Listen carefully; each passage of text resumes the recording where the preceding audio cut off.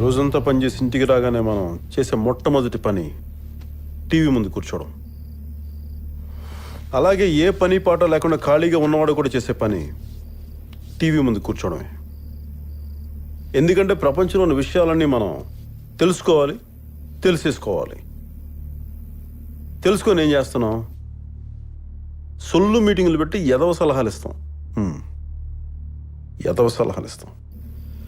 రూపాయి సంపాదన లేనోడు కూడా ప్రధానమంత్రి తన క్యాబినెట్లో ఏ నిర్ణయాలు తీసుకుంటే దేశానికి మంచిదో చెప్పేస్తుంటాడు.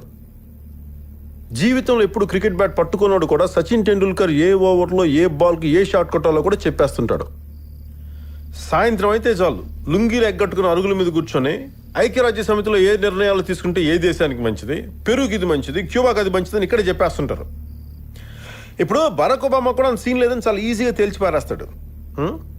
సొల్లు సొల్లు సొల్లు ఏదో సొల్లు కబుర్లు.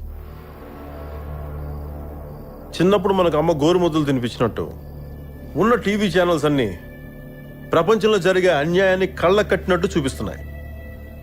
అది చూసి మనం ఏం చేస్తున్నాం? కాసేపు దేశాన్ని తిట్టుకుంటాం, నాయకుల్ని తిట్టుకుంటాం, ప్రభుత్వాన్ని తిట్టుకుంటాం. అసలు ఎవరికి సోషల్ రెస్పాన్సిబిలిటీ అనేది లేకుండా పోయిందని చెప్పి తెగ నొక్కేసుకుంటాం, గింజేసుకుంటాం, పిసికేసుకుంటాం. కానీ ఇక్కడ మనం తెలుసుకోవాల్సిన విషయం ఏంటంటే సామాజిక బాధ్యత కంటే కూడా ముఖ్యమైనది వ్యక్తిగత బాధ్యత. నువ్వు బాగుంటే దేశం బాగుంటుంది. అయినా నేను ఇక్కడికి వచ్చింది మీటింగులు పెట్టి మిమ్మల్ని ఎడ్యుకేట్ చేయడానికి కాదు. నాకు అంత ఓపిక లేదు, ఇంట్రెస్ట్ లేదు. కానీ నేను నీతో మాట్లాడడానికి వచ్చాను. నిన్న అసలు నీకేం డ్యామేజ్ జరుగుతుందో తెలుసా? కేవలం 25 మంది ఎమ్మెల్యేలు ఇటు నుంచి అటు షిఫ్ట్ అయిపోతే నీ తలరాత మారిపోతుంది. అది నీకు ఓకేనా? రాణా నాయుడు అనే క్రిమినల్ నీ తల మీద ఎక్కి కూర్చుంటాడు. అది నీకు ఓకేనా? నిన్నే వాడు ఎమ్మెల్యేలను కొనే ఖర్చు కూడా రేపు పొద్దున నీ దగ్గర నుంచే వసూలు చేస్తాడు. నీ పెట్రోల్ పెరిగిపోద్ది, కందిపప్పు పెరిగిపోద్ది, పిల్లల స్కూల్ ఫీజులు పెరిగిపోతాయి, బస్సు ఛార్జీలు పెరిగిపోతాయి. ఆడికి దోలకి కుర్చీ ఎక్కితే నీకు దోలు తిరిగిపోతుంది. అది నీకు ఓకేనా? Problem solve చేసుకోవా? టైం లేదా నీకు?